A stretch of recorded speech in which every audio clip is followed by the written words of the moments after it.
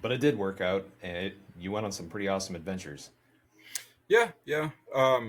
Early on, I was kind of sold on the Fleet Anti-Terrorism Security Team. So call it FAST for short, or jokingly we call it Fake Ass SEAL Team, because I remember checking in and the gear they gave us. I was like, this is not normal Marine Corps gear. Um, it was just all the newest, the latest and greatest stuff. And then when you go to the fleet and you get your gear issued, you're like, this is all broke.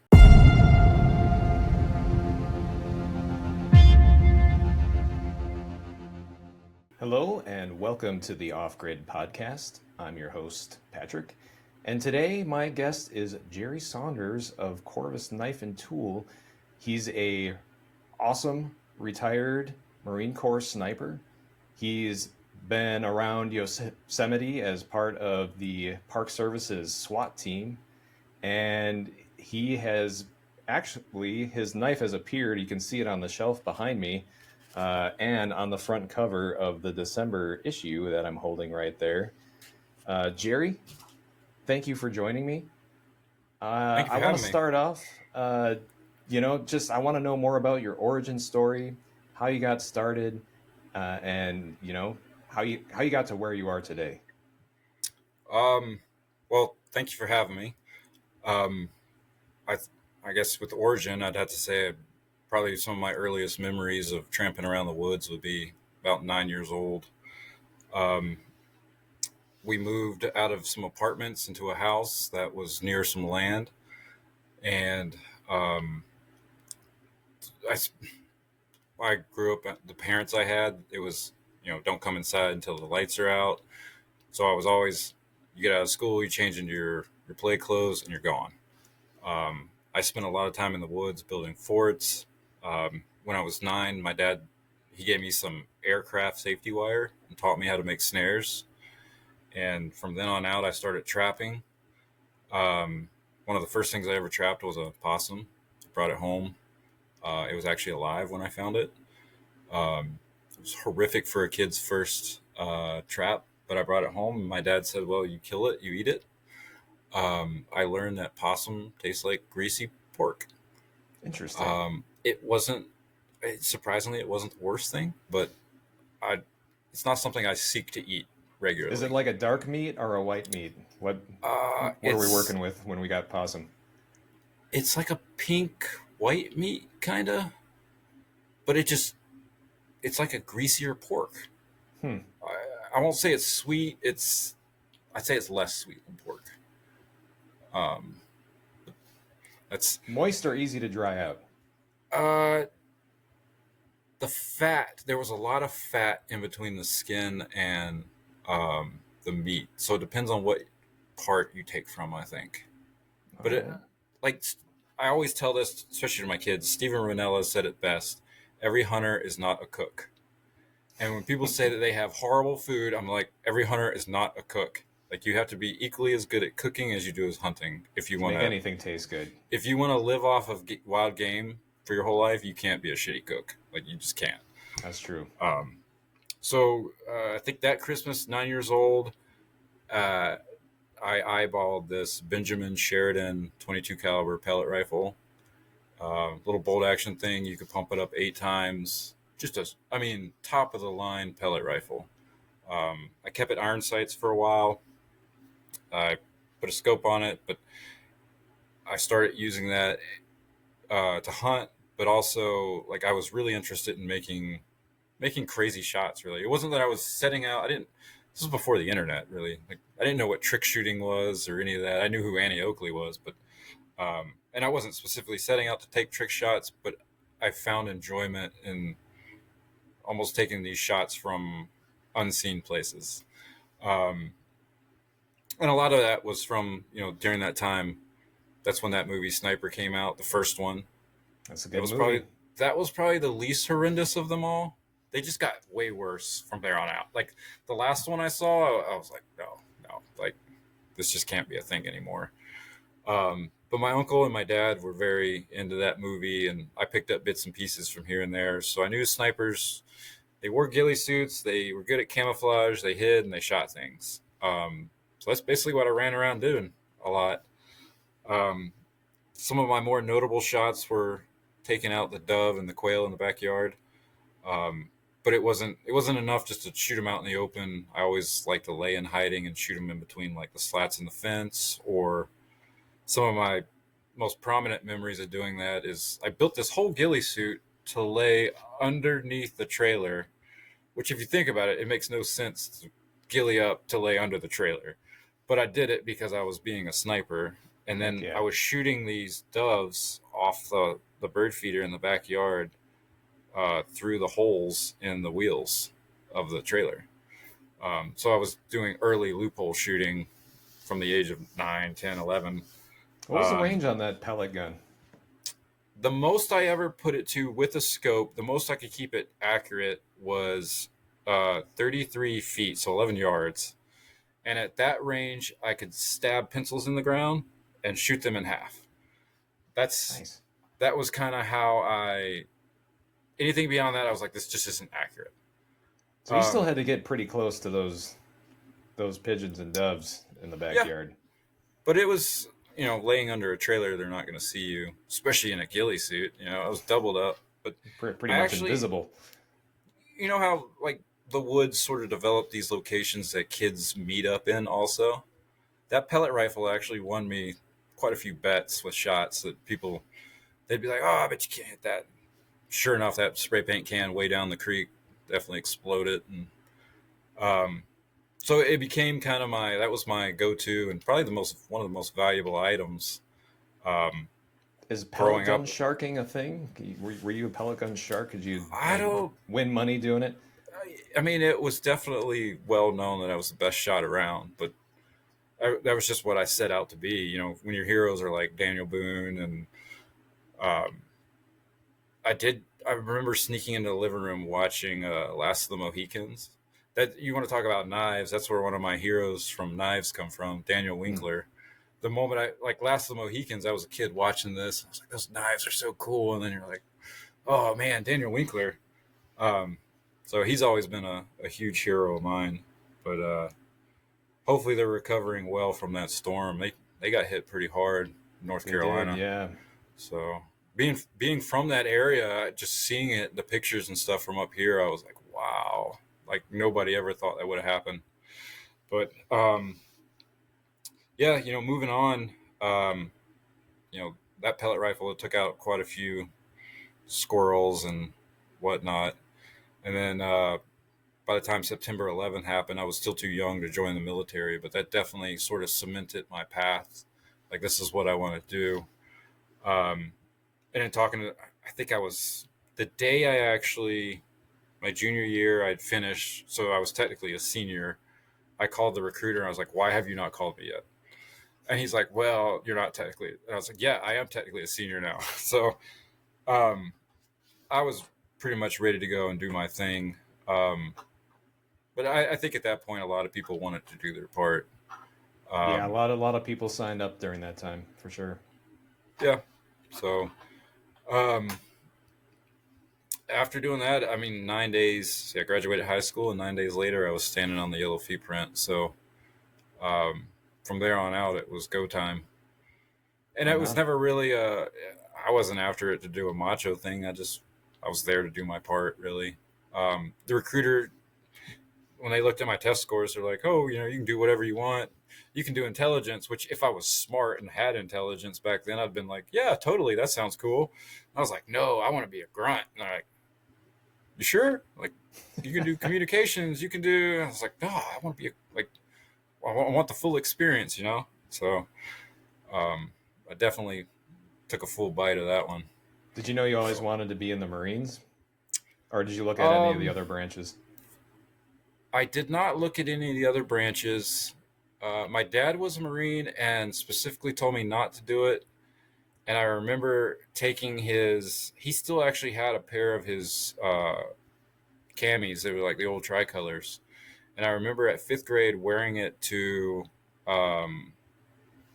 when kids dress up like whatever it is they want to be at school. Sure. Whatever day that is. I wore that. So I guess from then on, I was like, that's all I never saved up for college. I never I spent all my money on a car. I was like, why do I need college money? I'm going to the Marine Corps. Nice. So luckily that worked out, and I didn't get there. And they're like, you have flat feet, because that would have sucked. So I had to revise some plans. be driving a dump truck or something. So. But it did work out, and you went on some pretty awesome adventures. Yeah. Early on, I was kind of sold on the Fleet Anti-Terrorism Security Team. So call it FAST for short, or jokingly we call it Fake Ass SEAL Team, because I remember checking in, and the gear they gave us, I was like, this is not normal Marine Corps gear. It was just all the newest, the latest and greatest stuff. And then when you go to the fleet and you get your gear issued, you're like, this is all broke. They're getting good stuff over here. But their mission is expeditionary security. So 48 hours, they're anywhere in the world protecting an embassy, vessel boarding, search and seizure. They can pretty much drop in and set up security on anything. I learned patience and how to stand post. There's a lot of that. In doing that, we visited or did a refuel defuel of a Triton sub. So that got some radiation poisoning from that. Got to see something really cool. I did the Cuba thing. So the whole Few Good Men, I got to stand the post down there. And we were talking about this last night at the dinner table because my kids were watching that 911 show on TV. Yeah. And this guy had a minefield, and they're like, who would ever go into a minefield? And I was like, well, actually, that beer bottle that's on my shelf in my room, I crawled into a minefield to get that, because it's the beer bottle. It's Hatui beer. It's the beer bottle, but it says Bacardi on it. And Castro kicked the Bacardi family out of Cuba in 1959. And this is a 1959 bottle. So this bottle's worth like $300. And it was like when you're down there, one of the things you can do in Cuba is learn to dive, because there's a lot of diving. And they tell you at the dive park, look, this is the thing to find. And I was like, well, I found it. It's just on the other side of this fence, and I'm going to get it. Luckily, looking back at it now, you're like, what the fuck was I thinking? It was worth it. Yeah, it's a cool story. It was worth a climb through the minefield. All for this one story on a podcast. Absolutely. So, but yeah, so we did Cuba, and then 2006, when Israel decided to drop bombs into Lebanon, their first bomb hit basically the only runway of their airport, shut down the whole country. So we were sent in. We sent 2 teams in to do non-combatant evacuation operations. They call it a NEO. All the Americans or American Lebanese dual citizens that wanted to get out of the country, we went in, we confiscated 2 cruise ships. One was a legitimate cruise ship, one was not, according to Intel. Thank you, Department of State. Fun guys to work with. So one team, literally, they partied their entire way across the Mediterranean on a ship called the Orient Queen, while my ship was a decommissioned Panamanian ferry ran by Egyptian warlords, for all we know. It was pretty bad, but we got the people out of there, and it was a good feeling, because a lot of them would come up. It wasn't the greatest for them because the ship was hot. It didn't have real running water. The AC was busted, but a few of them did come up. They're like, hey, this is my home. And they'd show you a picture on their phone, and it would just be a pile of rubble. They're like, thank you for doing this. One of the bravest people, and I don't know her name, but it was an 18-year-old girl, actually led 2 convoys of buses up out of the south through, like, we're talking like bombs dropping. Whoa. So I don't know if you've ever seen that movie Kingdom with like Jamie Foxx. I think so, yeah. It was a lot like that. Like as we're going through the city, we showed up. We were thinking we were like King Dingaling. We're like, hey, we're here to go confiscate these ships. Recon's already secured the embassy. We're to get the ships. And then all these Lebanese bodyguards, they're like, no, I am your bodyguard. And you're like, yeah, buddy, I don't need a bodyguard. And they're like, no, I'm sworn to your life. And you're like, oh, this is about to get really legit. And from there on out, driving through the town and suburbans, it was just riot after fire after bomb. And we're just trying to get to the ports. And it was a lot of reversing out. And luckily they were there. Very quickly, we're like, oh, this is the reason. So, Wow. but yeah, so that was the cool thing about a humanitarian operation is it's kind of the flip side of a coin from a combat operation. You're really there. Your sole mission is to help people. There's still that threat of the enemy and stuff like that, but you're really there to, be that driving force behind good. So that Do something a little more heartwarming. yeah, and it takes on a bit of a different feel. So a lot of times when people see Marine Corps commercials, they're like, I want to save the planet and do good, be the hero. And sometimes being the hero doesn't always seem what it looks like. So the times you get to actually act like a true hero they're rare. So that's a beautiful thing. That's for sure. So what happened after that? From there, I went to Fleet Marine Corps and got attached to 3rd Battalion, 2nd Marines, and immediately did a deployment to Iraq as a machine gunner. But I was team leader for QRF for EOD. So basically, we were constantly running into explosive laden areas because my truck was the only one that had you remember these big, because I remember you were in the military, the big, the domes on the front of the truck that would give you that like radio bubble. Yes. Yeah. That like later on we probably fried everything. But the electronic warfare stuff. Yeah, that. Yep. Mine was the only one that worked. And we never actually turned it on because it would make everybody sweat intensely and have headaches. So when they would call for it, we're like, oh, great, we got to turn this thing on finally. And like to the point we would rather have gotten blown up than had a headache from this thing. That's how bad it was. But I remember some complaints. Whenever we turned those antennas on, you could hear them in your headsets if you had them on. You could like hear the electric interference, and I don't know if it was psychosomatic where people were like, "Oh, this is giving me a headache," or if it was actually inducing a headache. But yeah, I remember all that. Yeah.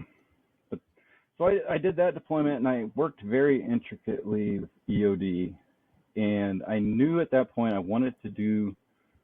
was beyond doing just the regular grunt stuff. Like I was tired of basic infantry, basic machine gunner, like when you run into basic everything, like when am I going to become beyond basic? I've been doing this for years. So I came back and I swapped over and went to EOD. I got stationed with 2nd EOD and took up a OJIT spot. They'd come in and they're like, what do you think about not being a grunt anymore? Or, you're never going to shoot your rifle anymore. Or you're just going to blow stuff up. And it started eating at me. And I was like, you know what? I'm going back.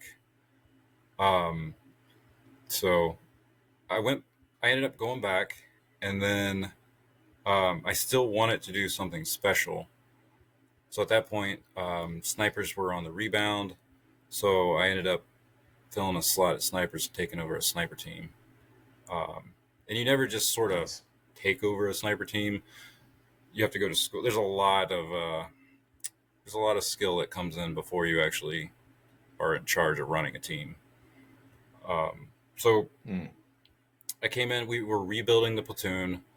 And at that point we were going on a MEU. So we went on a MEU, 22nd MEU. You kind of float all over the world. I think we went to the Suez like 3 or 4 times. And as a sniper, when you go through the Suez, they have to you lay there the whole time. So you actually get a really cool view. Most everybody else is inside the ship. Sometimes they come out, take pictures, go back inside. But you get to see a lot of stuff that people have never seen. Like I remember when they just had that ship, a couple months back that jammed sideways in the Suez Canal. And they're like, oh, the pilot of this ship is, the ship meant to do this on purpose.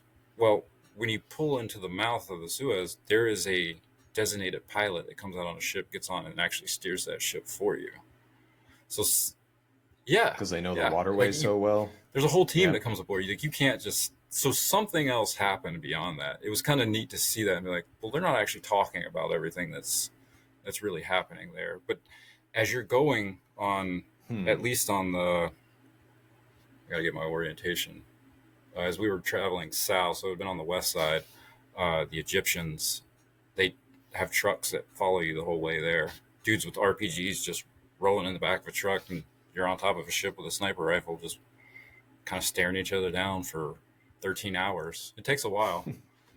But the coolest thing about pulling into the Suez, and I think this is a Navy thing that they do on all ships, but it has stuck with me ever since. And every time I hear the song, I can do nothing but think of this. The moment that you get in that tax-free zone, when you pull into the Suez Canal, they start playing Pink Floyd Money over the entire ship's speakers. And it's just it's almost like being in a Top Gun experience, just like speakers everywhere, and you're looking around and you're like, this is really cool. And you're like, okay, now I'm making tax-free money. But these guys know how to party. Yeah. Other than that, I would not want to be on ship. That's pretty much a floating prison. We actually had swine flu on our ship and got quarantined out to sea for at least 60 days. So that's not fun. Damn. Just stuck out there sharing everybody's germs. Yep. So no port would accept us. Man. So when they did, we ended up, I think we went to Jordan and trained with Jordan snipers, went to Egypt, did like a beach landing in Egypt. It was a pretty uneventful deployment, that one, until we got home, completely unloaded the ship. All the gear was gone. Everything was put up. Time to go on Christmas break. We actually get called back from Christmas break because of in 2010, the earthquake in Haiti. We were the Marine Corps' most deployable asset. Even though we had already unloaded everything, we were still at that kind of cusp where we loaded everything back up, and with 24 hours, we were headed back down there. So then, are these common tasks that get assigned to sniper units, or is this part of like a training program that you had a to sniper go through? Unit is part of an infantry unit. So you've got about 1,200 guys, and snipers, and they've since done away with it. I don't know if you know, as of 2024, they did away with Marine Corps snipers. I did hear about that. And I still see guys posting training and stuff online, so I'm not sure what exactly role they're still filling as snipers, or if they're just sort of phasing them out that way. But it's kind of mind-boggling. Like, that was one of the Marine Corps' biggest assets, and they did away with it. So, but not something typically we would be assigned to, but within those mission sets, we were the ones doing. So, like in Haiti, everybody was establishing food distribution points. Well, we were loading our rucks up with MREs and either getting flown into the mountains or hiking up to the mountains and distributing food up there, going slightly further than what the typical infantry unit would.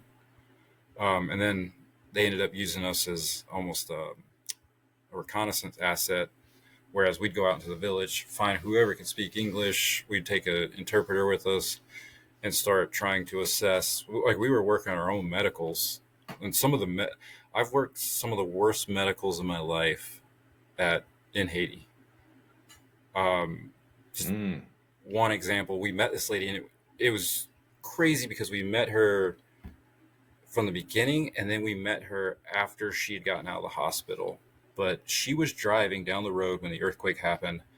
Part of the road rose up in front of her enough that the front of her vehicle just slammed into it, and she was ejected out the front of the window. She slid down the road, and what it had actually done was it ground off both of her breasts. And when we found her, it was maybe a week later. So she's in Haiti in this tent, and we can smell it from the outside.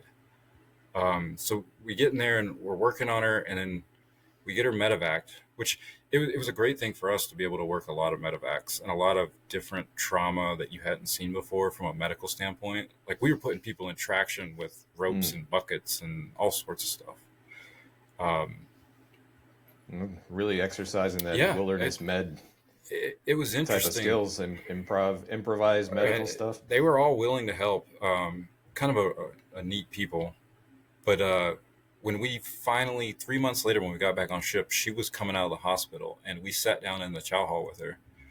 and actually ate. She was all bandaged up, and they told us that we'd actually saved her life twice, because when they got in there, they found out she had already had breast cancer, and they went ahead and removed that Oh also. my God. And then yeah, Just so we while got to they sit were down at in the it. end and eat with her. Wow. It was cool. Um, That's pretty insane. So you hear about Haitians in the news recently, and they kind of they're getting a bad rap. Like in your experience, like working with the Haitian people, like just what are they like? I mean, I'm sure the news is hyperbolic, but what was your experience um, with them? they come from a difficult place. Uh, my first experience, we landed in those hovercrafts at night. When we first got on the beach, we Hmm. roll out our sleeping mats, sleeping bags. I wake up in the morning, and I kind of start to roll over off the side of my mat, and I look, and I'm laying in like a riverbed, but it's all like syringes and broken glass and all the stuff that we hadn't seen the night before. Uh, Oh and then man. we went on further to find out that the entire country is deforested. So if you can picture a country that just doesn't have trees, or they have very few trees, what they have is mango, banana. So basically anything that produces fruit, they still have. That's very valuable to them. Um, so like I remember buying food from people that they cook it over trash. So like this kid, they'd catch these snails out of the ocean and they'd cook them for you, and you'd give them money or trade them food, whatever you had, and it's cooked over like grocery bags and whatever they can find. Um, Yeah. they when you look at the country as a whole, and especially during that time, the advisors that we were meeting with, they said, "Hey, this country was poor before this earthquake. They're still poor. Like not a lot changed. They were just in an earthquake. Um, a lot of Mm. gangs, um, a lot of fighting, dealing with gangs at the food distribution points and stuff like that. Um, so it's still very third world, but just an industrious people, happy. Like Mm. a lot of cultures you meet, they're not happy from the get go. These people would be happy to see you and happy to meet you, share their culture with you. So just a good people, I think. Right on. So, That's awesome. What after your experience there, then where did you head um, off to? I ended up getting sucked into a small program to test and develop what they call the light strike vehicle. Because at this point, I was actually getting out, and I think I had a couple months left. So I was a short timer. They're like, "Hey, you're on this program." While I was on this program, it was part of our job to go to all these different climates to test this vehicle. One of them happened to be we went to the desert, we went to 29 Palms, but we went to Bridgeport, California, which I didn't know was where the um, Marine Corps Mountain Survival School is. Also, it's just where all their mountainous training is. There's like 27 courses were there at one point. Everything from Hmm. horsemanship to animal packing to skiing to rock climbing to mountain sniper, mountain survival, mountain communications, cold weather medicine. Um, there's officer courses. There's all sorts of anything to do with cold weather, the mountains, or any of that stuff. It exists there, and it's a really cool place. Hmm. It was developed in 1959 after Korea, and it's on the same parallel as North Korea. So they designed it to train Interesting. specifically for that cold weather environment. Um, so Hmm. we were up there, and the barracks we just happened to stay in, there was a couple of these SEER manuals. And I started reading them, and I started asking around. I was like, "Where's this course at, and how do I get into it?" They're like, "Oh, it's gone. It doesn't exist. They still teach some survival stuff up here." Um, well, during that, while I was there, I got promoted, and then um, they were like, "Hey, do you want to re-enlist? Like, we'll get you a slot." I was already with snipers at that point, but they're like, "We'll get you. Do you want to go to Afghanistan as a sniper? I was like, do it. Like that's just it's got to happen." Um, so I ended up filling out that program. Went to Afghanistan with 3-2, had a rather successful deployment. One of the most successful deployments any sniper unit has had since Vietnam. We were set. Nice.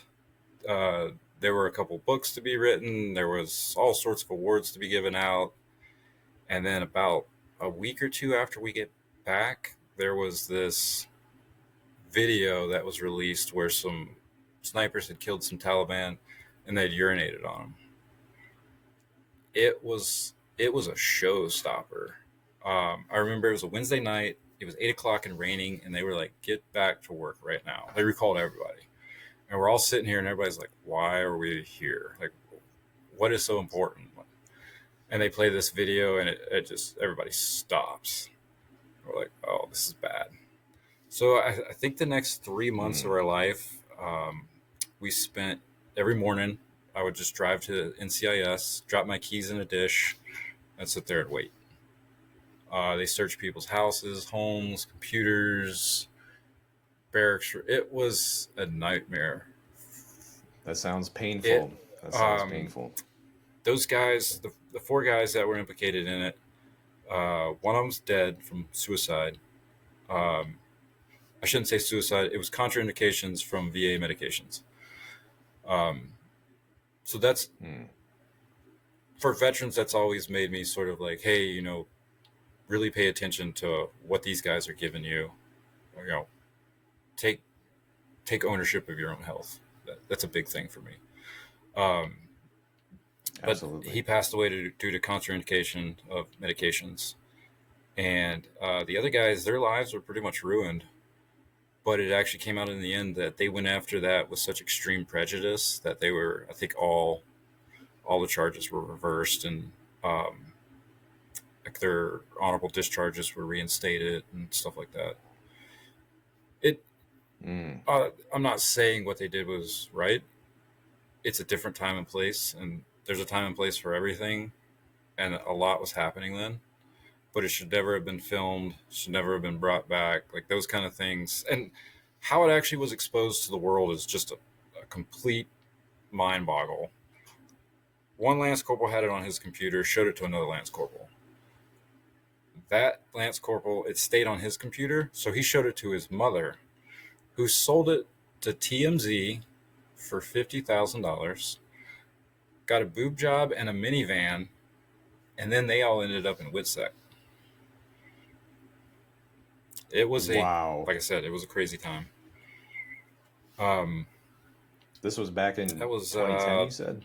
Probably pushing 2012, almost 2011, 2012.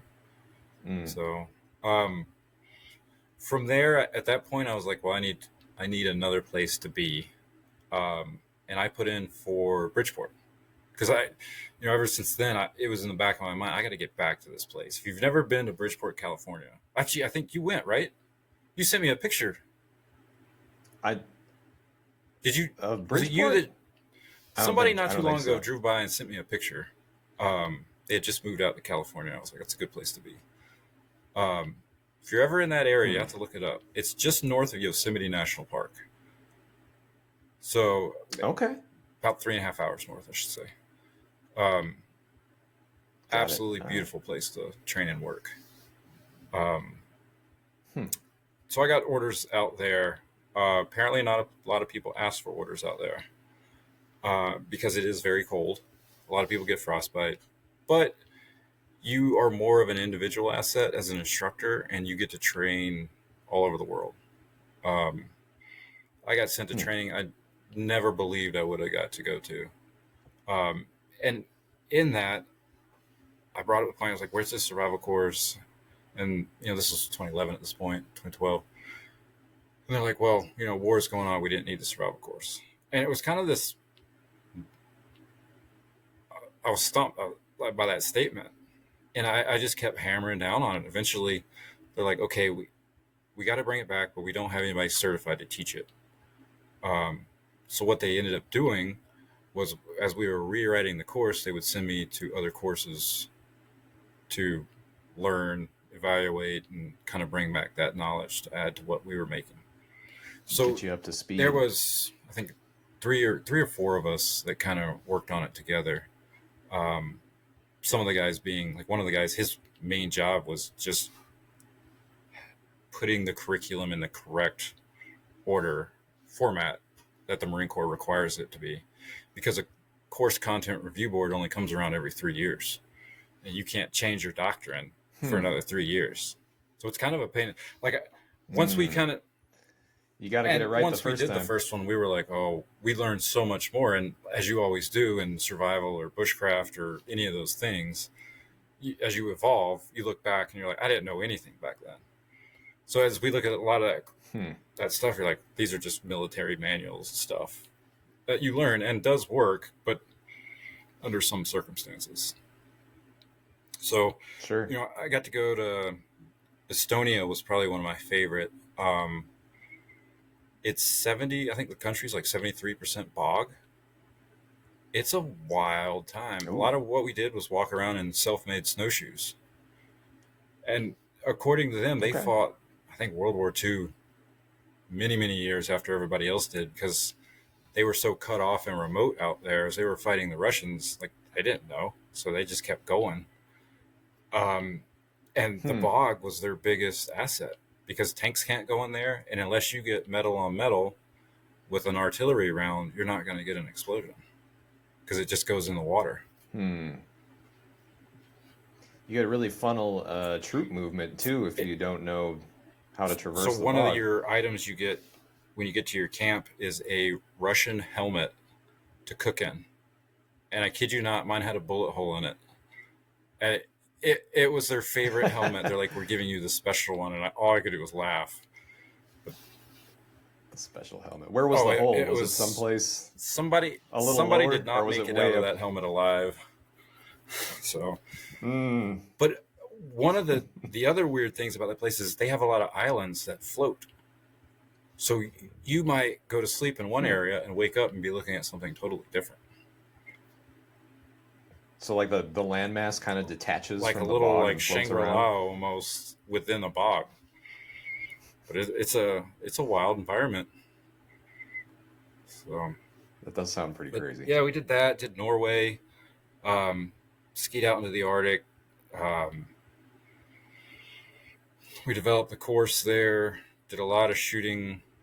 Worked with a lot of assets from all over the world. Not just the Marine Corps, but a lot of special forces come there. So you get to see, work with, and make friends with a lot of, SEALs, Rangers, and you get to actually compare where people are at. And it's very interesting to see kind of how the military is structured in that way. Because you'll have like a Marine sniper team. They're like, all right, sir, they're briefing. We're walking out of here in 10 minutes. We'll be gone for 7 days. We can provide assets the entire time. We'll have radio checks every 30 minutes. And we'll be over here. And then you got Rangers. They're like, well, we're going to drive over here, and then we're going to hike in here. We can do this for about 3 days. And then you got Navy SEALs, and they're like, well, if we can get a helicopter ride in, we can bring all these assets. We can see nighttime this far. Like, we can read what's going on through the walls. But if we don't get that SEALs are the if we don't Gucci get team. that, we can maybe stay there for about 16 hours and then call it a day. You're like, okay. So, but it's a lot to work with. So, Did as you were learning these skills and putting the course together, did anything evolve out of what you were learning from all these different units and all these different countries? Like anything that was novel that hadn't been put together before? I think not in what has, it's all been taught before, right? We've forgotten more than we can learn. But it was actually the ability of us as instructors to sit down and to be able to quantify these tasks in such ways that we could quantify it, give that quantity to a student. Hey, you need this much pressure, this much speed. You need, for shelter, you need it to be, one of the things like we teach for shelter is 6 criterias. And if your shelter doesn't meet these 6 criterias, it fails, But it was actually getting that knowledge to the students because a lot of what we'd pass out questionnaires early on, and hey, what do you know? Never started a fire, never caught a fish, never went camping, never shot a rifle beyond the Marine Corps. And you're like, okay, so we got a lot to work with. And you think, but some of those kids are the ones that do the best. Some of the ones are the ones that go out there like, well, I've done this and that. They almost have it built up in their mind that they've done better than what they have. And then it's a bigger struggle for them. Trying to unlearn bad habits. But having that performance evaluation checklist, that's Marine Corps standard anyway, but actually quantifying those tasks to the students was probably the biggest thing. Because before that, it was, well, these are tasks you can do in the woods. So go do them, or go try. Or how many times have you seen somebody as simple, like the one time that we got together, we talked about the bow drill. It was like, well, I've seen people do it and I've gotten smoke, but it's nobody ever actually showed you like, hey, this is a technique. Put this here, put it in line here. And it works right away. And it worked. So how did you spend 3 years putting this program together? Like, where'd you head after Estonia? Yeah, I spent almost 4 years putting that together. We came back, and then a few things changed throughout the Marine Corps where we started getting pulled into doing like evaluations for units also. So we kind of picked up a secondary task. But beyond teaching that, a lot of your instructors, like I was qualified to work with animal packers and horsemanship. So if you're short an instructor down here, it's like, hey, this week you're going to teach horsemanship. You're like, all right, so I'm going to be horseback on the hills for a week. And then next week it'll be like, hey, you're teaching, cold weather skiing. Or one of the coolest things about this job, and I wasn't the best skier when I was there. I got a lot better after I left the Marine Corps because military skiing is very hard. But instructors would get the black passes to Mammoth. So at that time, you could basically check your pass out on the weekend and go ski at Mammoth for the whole weekend. But for an instructor refresher, you spent 2 weeks at Mammoth and stayed in the lodge there. So you would have to get up in the morning, and it wasn't all your Gucci ski clothes. It was military fatigues and Gore-Tex over top of it. And then we didn't spend a lot of time actually skiing down the slopes for work. We spent a lot of time skiing up them, which really sucks. But after work, you can, if you got anything left in your legs, you can go out and ski. But that sounds par for the course for the military. Yeah, ski up I think they got a good program there. So Norway, hands down, will beat it. But their winter program is amazing. So can we actually find your training like in a manual? Can we look that up somewhere? It's nothing impressive. If you look up Marine Corps Mountain Warfare Training Center Mountain Survival, I think they actually published it as a PDF, like open source. It's nothing like you're not going to go in there and be like, oh, this is mind blowing. You're going to be like, this is a military survival manual. I'm still going to print one out and make you sign it. You'll look at it and be like, I see what he was talking about now. So then, did you get out of the Marine Corps after you put that program together? I actually got orders to come to Michigan, of all places, Grand Rapids, Michigan, to be a death notification officer. And I looked at that. I had no idea I even had the orders. I got a call from this unit, and they're like, hey, you're supposed to check in here in a couple weeks. And I was like, say what? So I called the monitor, and he's like, well, either do it or get out. And I was like, well, okay. And at that time, I think I was gunny select. And I was like, well, I'm getting out. And shortly after that whole Bundy cattle roundup thing, I'd worked with the National Park Service's special response teams and their set teams, special event tactical teams. So they have, like, it's basically SWAT for National Park Service. But they've got a lot of assets. I didn't know the National Park Service had a SWAT team. What's crazy That's is pretty cool. I used to make fun of them because they came to one of our sniper trainings. They sent two guys we did an open source law enforcement sniper training one day. And these two guys showed up and we're like, we were laughing at them. We're like, what are you guys going to do? Snipe bears? And they're like laughing. Turns out they were like two of the best shots. They smoked a lot of the military guys Nice. because they spent a lot of effort. And they were two really fit guys. Like later, the one guy, if you ever meet somebody from Yosemite who's born in Yosemite, lived there a long time, you have to take everything they say with a grain of salt. So if they're like, hey, this isn't going to be too bad, you're about to run for 16 miles, climb for 4, and then it's another 8 miles back. You're going to possibly die if you're not on their level. That's not too bad, huh? It's crazy. Like some of the feats that, like, same guy several years later, as I'm working at Yosemite now, he said, hey, do you want to go skiing tomorrow? I said, yeah, that sounds all right. What are you doing? He's like, well, I'm skiing the couloirs into the valley.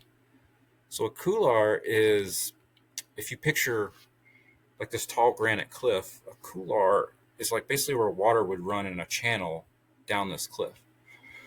So the idea was to ski as fast as you can to a side slip, to a rappel, down to another ski, basically 3,000 feet down.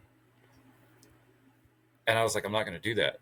And he's like, all right, well, I'll see you tomorrow. And that's just how people are. Like somebody actually skied off a half dome one time. Like one person's only done this. Whoa, yeah, and survived? It's the amount of craziness that happens there is pretty epic. And it's wait a minute. So like, so you know where the cables are? I don't. I've driven through the valley, but I haven't been like up close to it. If you've seen Half Dome, maybe look at it from Washburn Point, where it's flat on one side and the back kind of hooks like this. He skied off the back where it goes like that. So there's cables. It's nearly a large ladder that climbs up. You'd have to look up like Half Dome cables to really get a feel for it. But it's a gnarly place, and for somebody to ski it, it kind of left everybody wondering. So, but I mean, we were there when Alex Honnold was there climbing all his stuff, and like my wife tells this story where she was at a party of her boss's in the valley. He lived at her boss's house sometimes, and he walked up to her and was like, "Hey, do these cookies have nuts in it?" And she's like, "I don't know." So there's a lot of interesting people that go through there. But Did you join the Park Service? So when I got that sort of ultimatum from the Marine Corps, I told some of the guys from the Park Service, they were just down the way, "Hey, I'm getting out." And they're like, "Give us your resume." So they took it, and through the hiring process of being a vet and all that, the government system worked its way out, and I got hired on there. Got sent to FLETC, Federal Law Enforcement Training Center, down in Brunswick, Georgia. That whole process was like 8 months to become a federal cop through the Land Management Police Training Program.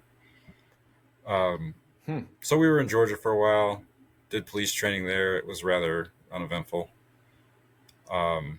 It was very, like when I looked at all the tactics they were teaching and stuff, I being a student of tactics and, CQB, I'm one of those people that loves to sit down and argue CQB with people. And like looking at their tactics, I was like, you guys are reading from a 1988 manual right now. And they had no sort of concept that they were updated tactics and any sort of, it was just, this is what we've always done. This is what we do. It wasn't very inspiring. And I was ready just to kind of get it. It was a check in the box, get it done and be done with it. As soon as I got back, I went to, actually prior to that, so I went to FLETC twice. I got there, was there for an entire week, and they called me into the office. They said, "Hey, you don't have the proper security clearance." And I laughed at them because I was like, I'm pretty sure my security clearance is higher than anybody on this, police-based thing. And it was, but it actually took me driving back to California before they got it cleared up. So I drove all the way back to California, and then as a consolation prize, the park was like, "Hey, we'll pay for you to go to EMT school." So I went to EMT school in Oakland, California. What a cool place to go to an EMT school. My very first call was gunshot wound to the face. And it quickly... Just a typical Friday night in Monday Oakland, morning. huh? Man, Oakland is... I got it properly introduced to Highland Hospital, which they made a documentary about. If you've never seen, it's like there's literally people laying in the hospital floor bleeding out from gunshot. What's the name of the documentary? documentary? It's called Waiting. It's talking about the process of the waiting room at Highland Hospital. But it's a level 3 trauma center, and they are on their game because they're dealing with insane amounts of trauma every day. So we got through all that, and then I ended up working at the park. I ended up going and doing the firefighter thing for a little bit. So you wear a lot of hats. I lived inside of Yosemite National Park, and there's only, I think, 50 or so of us that live there, and they get about 6 million visitors a year. So, wow. I was law enforcement, EMT, structure fire, search and rescue, and then I ran the sniper team for the SRT. My wife was wildland fire, structure fire, and search and rescue. And she was also a public information officer. So we had radios and pagers constantly at our house. And after about 6 years of it, you get burnout. And it's... Oh, I'm sure. Surprised it only took 6 years. It happens very fast to a lot of people, but it's very simple because you live in a government cabin.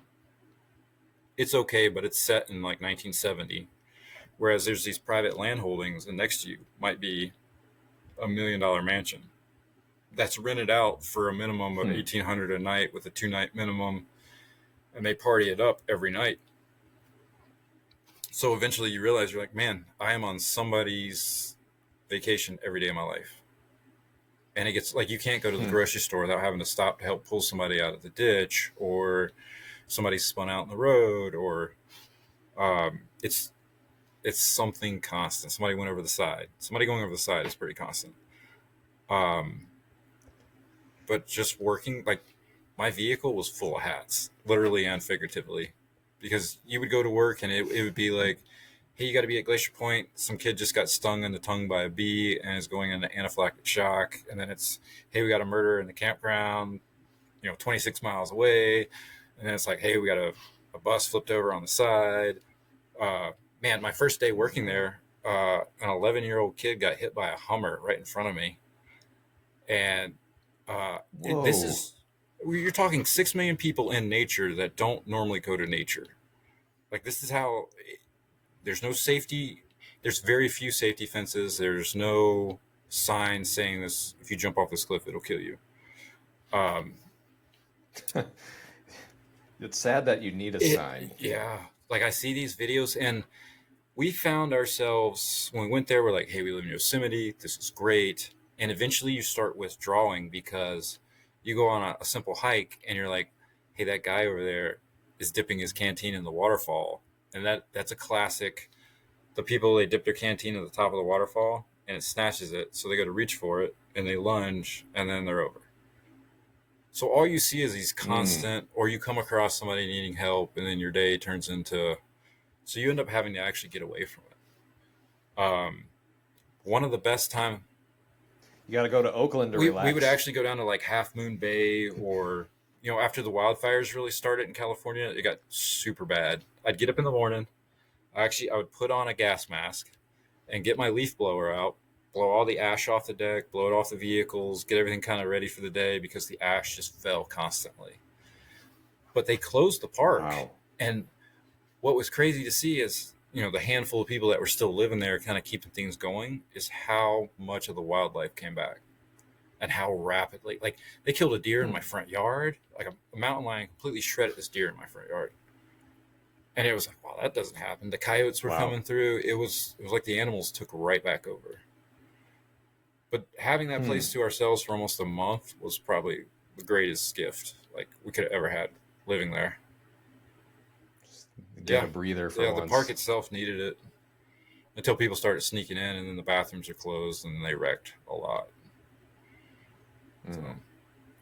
So after your stint over there, what was next on the agenda? While I was law enforcement, I ran into a conundrum where my main thing, I was working for a team called Intercept, and our job was to chase the cartels that were growing marijuana in the hills. So our team would go out, we'd find these grows, we'd execute these grows, and that's what we would do. As that started dying off toward the end of when they started legalizing marijuana and allowing it to be grown on private land, the private farms were becoming more prominent over growing in the park. So how long did you work doing about Intercept? 3 years. Okay. So they phased us back into a little bit more of a traditional law enforcement thing. And I was finding myself writing people tickets for stupid reasons. I was like, hey, here's a ticket for out of bounds camping. Here's a ticket for this or that. And I found it to be almost insulting coming from me because I have a different past than a lot of people. I have a very successful career as a Marine Corps sniper. It's not a secret to a lot of people who know me. So for me to be sitting here and being like, hey, this is my past, let me write you a ticket because you didn't properly store your food from a bear, it seemed very hypocritical of me. And I found myself becoming less and less. And my goal when I set out to be a cop, it wasn't to be this like hard hitting, like hold up the law type cop. It was actually, I was chasing somewhat balancing the scale from what I had done in the past. I wanted to go back to helping people, but what I kept running into was the people didn't necessarily need helping. I just kept running into people's problems to the point where it was like, dude, your problem is so ridiculous. Like, it's giving me a headache right now. Like, you need to get your life. And I would end up just counseling, like, you need to get your life in order. Like, how are you so screwed up right now? Like you were just out there being a forest mentor. And I hated writing tickets because I thought it was dumb. So just one example of things I would do. There was a guy, Yosemite, they have these 2 lanes, and it goes a 15-mile loop. And during the busy season, they'll shut down the outside loop for these hybrid buses to run. And this guy thought he'd be smart and he'd jump in that lane and take off. Well, I actually made him get out of his car, go back to where he was, stand on the side of the road, and count 100 cars out loud as they went by. And only after he counted 100 cars was he allowed to get back in his car and go proceed with his day. I didn't want to write the guy a ticket. But I think that's fair. I think that's a fair exchange. People, especially now, it's like people they think they can be a dick because they're in a car. Like it's crazy. Like, you look at how people drive, and then you look at who's inside that car, and you're like, you could only get away with that inside that steel trap you're in right now. Yeah, the car gives you a false sense of superiority in some cases. But so I did that for a while, and then when I became disenchanted with that, it was along the time that we were about to have our daughter. My wife's career was taking a turn from being more in the field to being more of like a PIO type, public information officer type thing. And she wanted to really push her career. So I was like, okay, I'm going to stop mine and see what happens. I had no plans. I think it lasted like 3 or 4 days. And I was doing something with a buddy, and I think he'd given me a knife or something like that. Oh, I don't know. Do you know Donnie Dust? The name I think he did a a season of Alone, but Donnie Dust was actually my Marine Corps machine gun instructor, but he also became an outdoor skills instructor, called, I think, Paleo Tracks was his thing. And he may have since switched it up a little bit. We went to kind of hang out with him for a little bit because we really just kind of wanted to have some fun. And in that, he showed us a knife maker that had made a knife. And then my buddy had gifted me one of these knives. And I thought it was good. And I really liked it. But I looked at it and I was like, I can make this.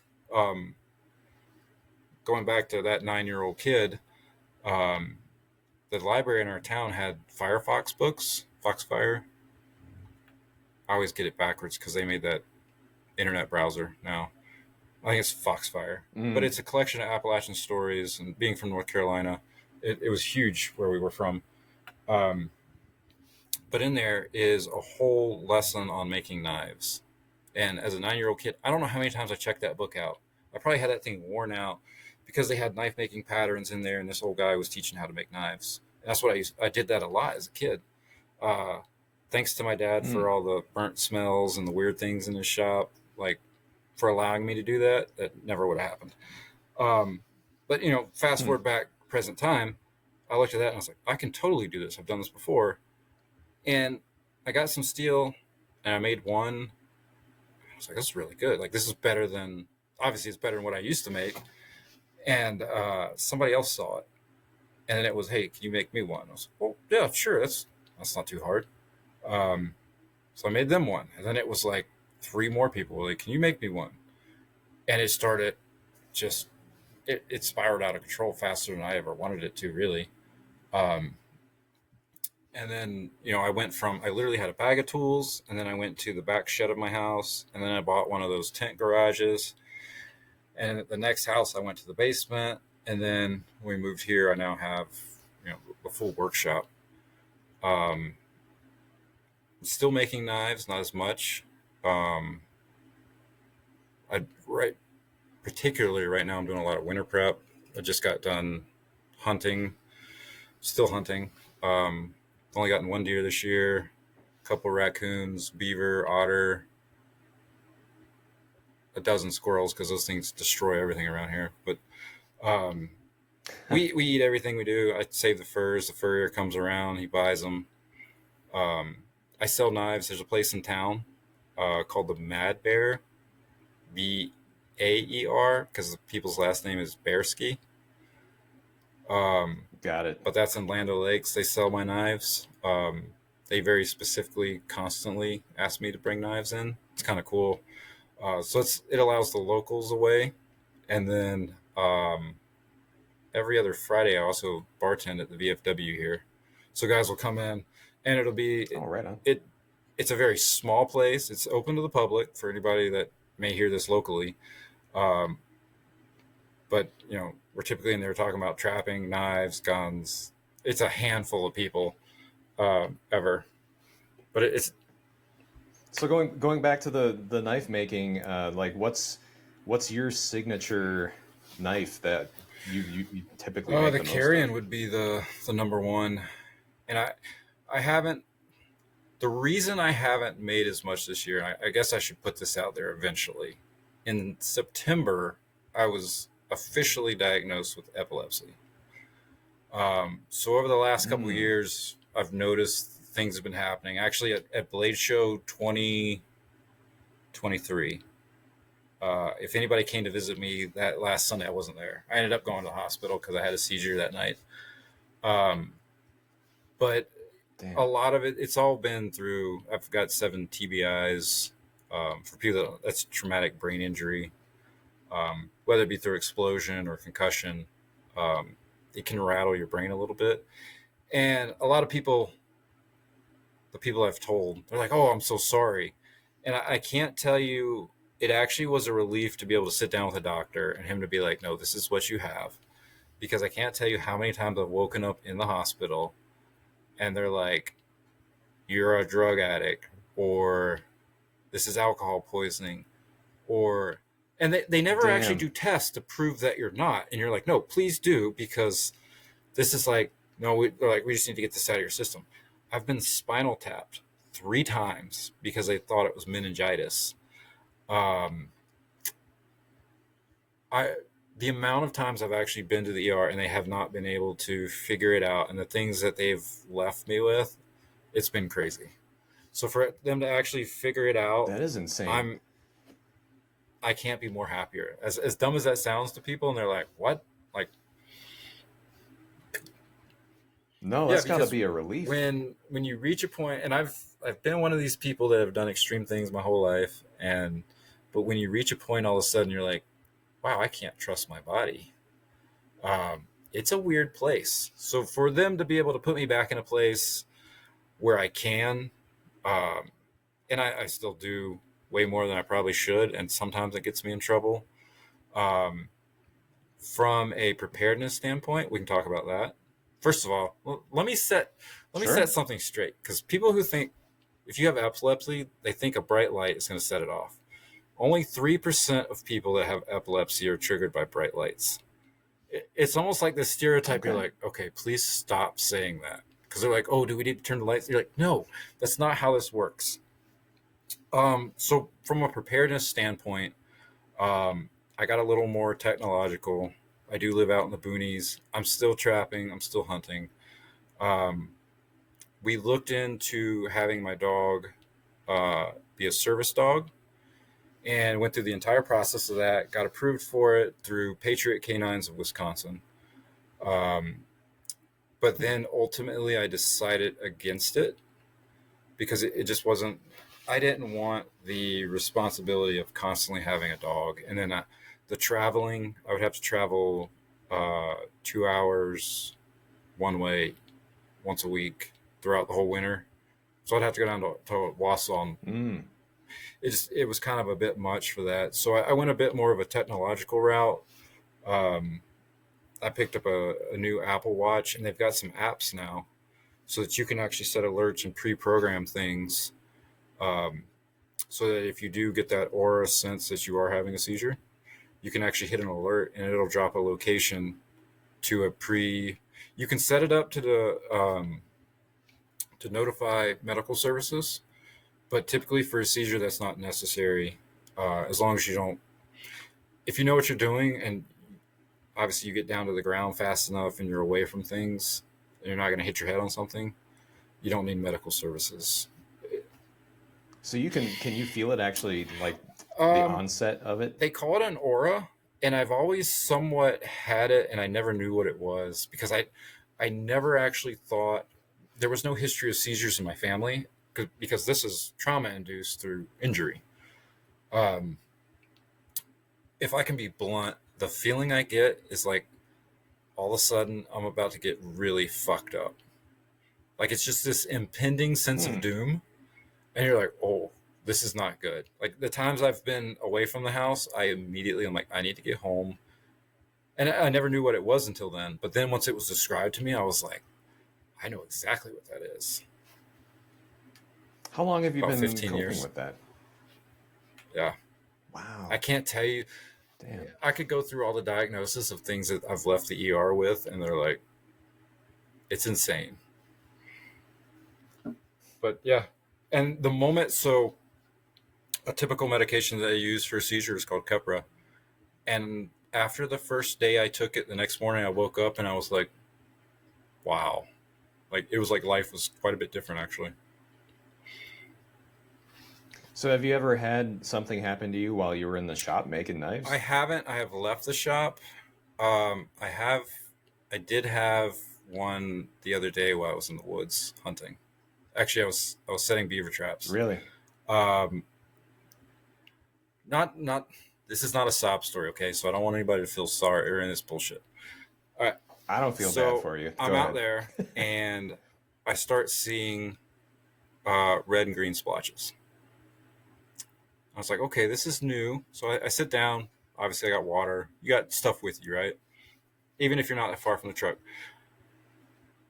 I start, when somebody shines a light in your eyes and and you start to blink it away, but you can still see the spot. Well, I was trying to do that. And then I couldn't tell whether I was blinking or my eyes were open. And then everything went completely black. And I'm sitting there and Damn. the crazy, I laugh. All I could do was laugh.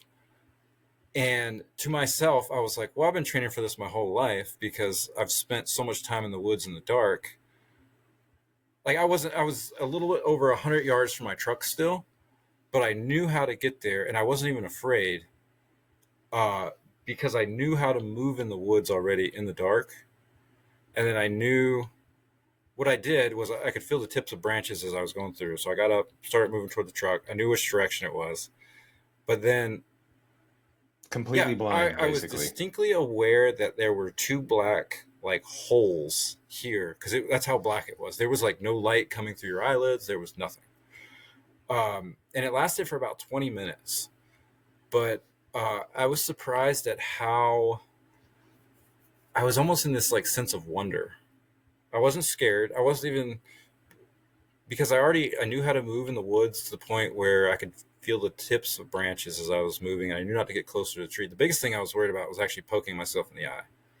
Because if you walk with your feet slow enough and then, you hold the fronts of your feet up as you're walking, as you do in the dark, it's not so bad. And then I knew when I hit the road, I could keep one foot on the gravel, one foot off the side, and that's how I could get down the road to where my truck was.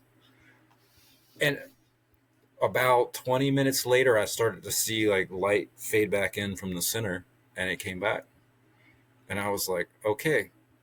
It's like, so if people haven't seen me make as many knives, I've had to dial back some of that. I have other like homestead chores, Sure. but it's not always standing in front of the grinder anymore. I think your fans will forgive you. What I would like to do when I've sat down and think about it in the future is almost move to more of a design role. And I'm not sure really where that step is, but move into more like designing. So Really? So are you just doing kind of like custom one-offs now, or do you do any type of production? I never really set out to do production. It was an answer to so many people wanting knives.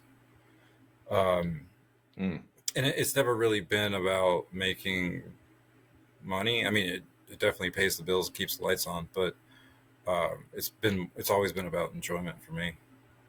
So I do still want to keep making knives, and I want to make. I've made a little bit more.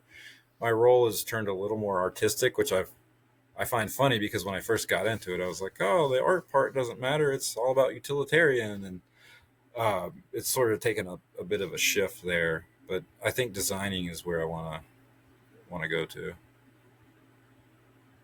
Did you have anybody in mind you'd want to design for? No, not. Or can you No, divulge that? I've talked to Boker about one, and we sent back and forth. But ironically, Germany keeps shutting down. They always send my stuff back, which is kind of a pain in the butt. But I would. Like it doesn't make it through customs? And I've sent it twice. They sent me a thing, and I was like, I don't know. So I think I would like it to be an American company, obviously. And I don't really easier. look at anybody specifically. It's just where I kind of see things going. So. Right on. You said your carrion was the most popular knife. Is like, what's the like most special knife to you out of the ones that you've made? Because you've made some kitchen stuff, you've made some field knives, you've got done a bunch of work in different areas. I don't like tying myself down. Somebody told me early on, they're like, if you ever make a bushcraft knife, you're never getting away from it because you can make those all day long and people will buy them. To me, the carrion has always been very special because it was designed specifically for my lifestyle. And ironically, since I've moved away from California, I've found that design slipping, and it's been more of a slightly larger design here because now I'm in like the wet, marshy woods. Clothing is thicker, gloves are thicker. I'm not running around in cargo shorts and a t-shirt, flip-flops anymore in California. So that's always, it's been my favorite, but now I've been working on like some of these butcher knives because I've been working with a lot of game. Okay. but it's hard to make a game processing knife and keep it custom, I think. I also, my mentality on knives, the more you use them, I think you start using thinner knives because you're not as abusive to them. That's what I find, at least in my own working. Like doing more with less, it's essentially. Just like, why I don't need a big thick knife to carry all the time when a small puko can do, most your skills. What about just looking cool, right? Because you got a big knife that looks cool. I don't know if I've ever been in the look cool guy. Have any of my knives ever really filled that category of like, that's its primary function? I don't know. I mean, I don't, even in my own personal life, I think I buy most of my clothes at the thrift store. I don't set out to look cool. Fair enough. Yeah, I'm more functional. So, out of all the custom stuff you've done, like, what was your favorite piece to work on?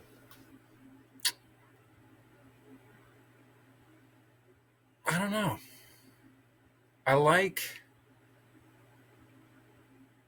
I did one for a guy in Yosemite. It was ironically, it was kind of a larger bushcraft knife, but it had a stag handle. To me, what makes a knife special, I'll just scrap that answer. What makes a knife special is how it ties the person to the knife. So like one of the knives I did, a guy said, hey, my dad died. We had him cremated. I still have his ashes. Can you somehow incorporate this into a knife? And I was like, you know what? That doesn't bother me one bit. I can totally do that. Sent him a little video of me like incorporating, kind of filled the handle scales in the area, packed it all together, made a beautiful knife. That's what kind of excites me about making knives. Like I did one for a guy at Step 22 Gear. He's an outdoor overland company. He's a good friend of mine. But the knife was carbon fiber from a SpaceX rocket, underlined with like cherry red liners, and then it actually had fuel line flared out tubes for the handle. I enjoy, like, to me, I've already got the design of the knife and everything that it needs to happen, and it's the everything else that ties it to that person. So whether it's, like, hey, this is my deer I killed this year, I'm like, hey, give me that leg off of that. I can make something cool with that for you. Or people, they show up with their antlers and they're like, can you make me like, yeah, totally. Like I've got one right now. This guy's 88 years old in town, and he started making this knife at 20 years old. He's like, I put it away. I forgot all about it. I found it. And he wanted to make the knife from the sackets. So, who's the famous cowboy? Sam Elliott. He's in there and he's got a big old Arkansas toothpick, and he's got some great lines, and he like shaves off half this guy's mustache, and that's the blade he was trying to make. So that's what I have in my shop actually putting together for him right now. So it's nice. For me, it's not just the knife, it's how it ties the knife to the person, I think. So I think a lot of people, they watch, Forged in Fire or whatever else, and they're like, I could totally do this, and they get started. Do you see some common mistakes people make when they're like, oh, I'm making knives seems easy, I'll get into it? Like, what are some of the things you see people run into that gets in the way of that? A lot of guys have approached me locally. They're like, oh, I make knives and whatnot. And they really don't have an understanding of a heat treatment or the hardness. So they might take, hey, this was made out of an old saw blade. And you're like, well, that's really nice. How often do you resharpen it? And you're like, well, that's, all the time. Like, well, it's probably softer steel or something like that. And that's pretty common. And I think it's actually becoming less common with like Walmart knives. They're upgrading their steel to make them a little bit better. And then the other would be the handle. Like how, like you grab the handle and you're like, this is too, I think early on making knives, everybody makes chunky, the knife, it looks like they're afraid to get too intimate with the knife, really. So you can't thin it down. You can't get that handle just right. And the person that gave me the best piece of advice on this was a guy named Anders from Hella, from Norway. Do you know what I'm talking about? I always say it wrong first. Yep. But he told me, he said, whatever knife you're working on, he's like, push it too far. He's like, you can always go back and make another one. He's like, Jerry, push it too far. And every time I've done that since, it has dialed my handles into the point where I'm like, okay, this is a lot better. Because we've all picked up that knife and we're like, you tried good. It's a good job. And you want to be nice to the guy, right? But it's just not there. So Yep. I pass that on to everybody else. Push it too far. So. Nice. I got one last question. Well, maybe not the last question, but you've got such a huge background in like tactics and survival, and you've been doing search and rescue and all those other hats you wore out in Yosemite. What if you could condense? I don't even know if this is possible, but if you could condense everything you know into one bite-sized nugget of survival wisdom, what would that be?